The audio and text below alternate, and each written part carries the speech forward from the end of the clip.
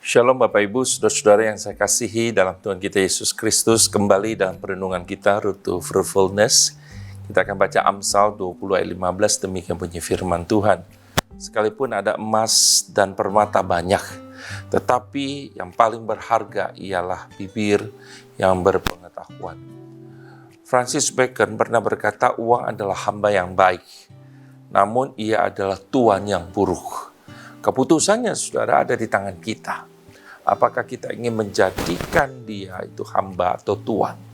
Tidak ada yang salah dengan emas dan perak.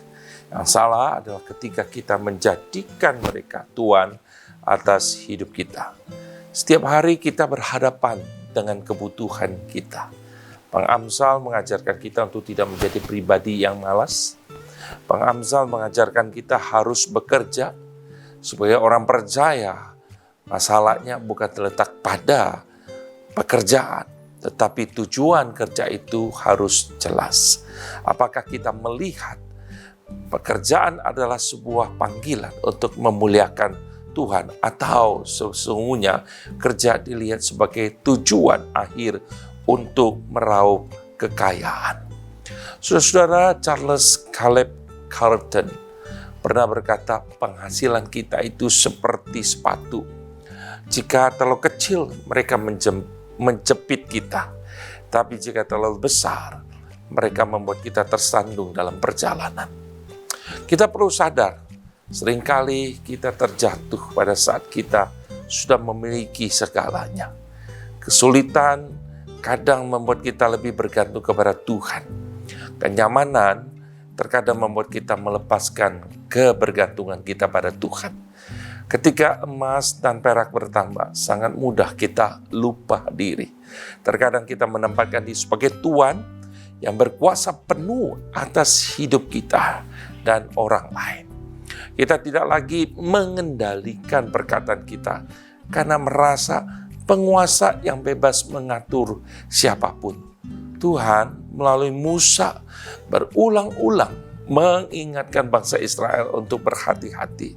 Jangan melupakan Tuhan Allahmu yang membawa engkau keluar dari tanah perbudakan di Mesir. Jangan congkak dan mengatakan kekuasaan dan kekuatan tangankulah yang membuat aku memperoleh kekayaan ini.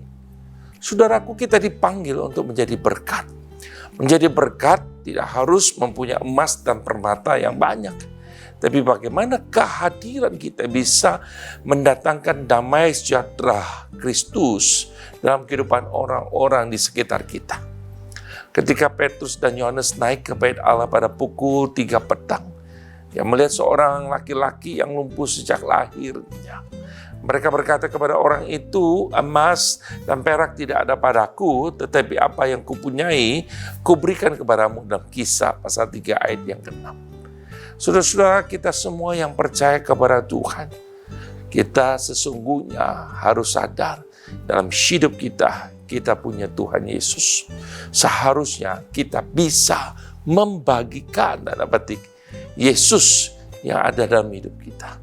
Bagaimana kita bisa menghadirkan Kristus dalam kehidupan orang-orang di sekitar kita. Kiranya Tuhan menolong kita. Amin.